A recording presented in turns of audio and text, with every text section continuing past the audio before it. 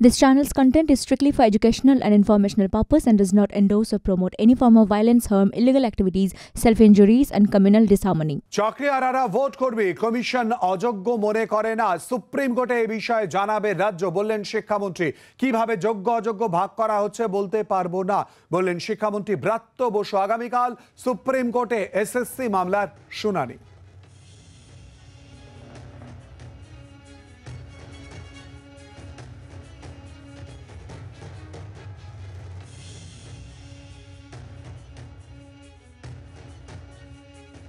এই বঞ্চিত চাকরিহারা যোগ্য শিক্ষকদের পাশে আছি।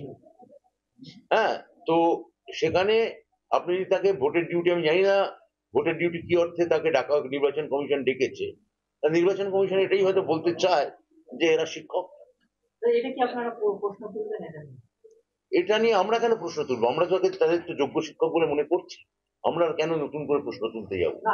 নির্বাচন কমিশন তো আমাদের যে মত সেটাকেই মান্যতা দিচ্ছে।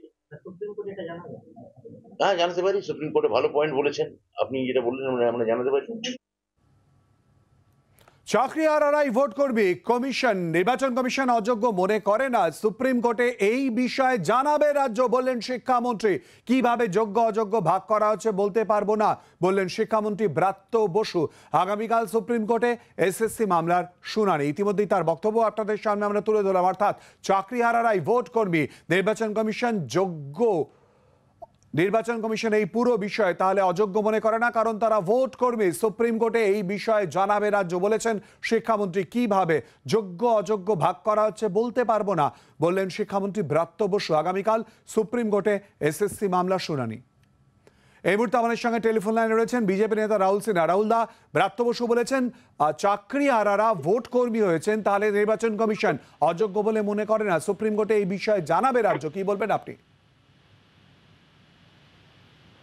দেখুন, জানাতে পারে, বিচার যেটা হওয়ার হবে, কোর্ট যেটা বিচার করার করবে। তবে যে হাইকোর্ট যে রায়টা দিয়েছে, অনেক পুঙ্খানুপুঙ্খ ভাবে চুরির সমস্ত তথ্য তুলে ধরে একদম প্রমাণ সহ হাইকোর্ট তাদের জাজমেন্ট তৈরি করেছে।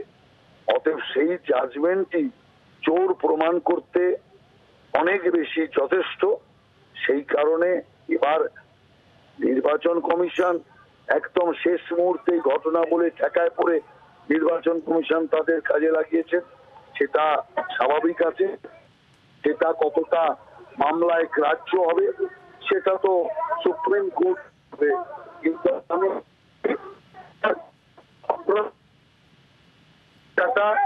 এই প্রান্ত বসুর কথার মধ্যে পরিষ্কার ফুটে উঠছে।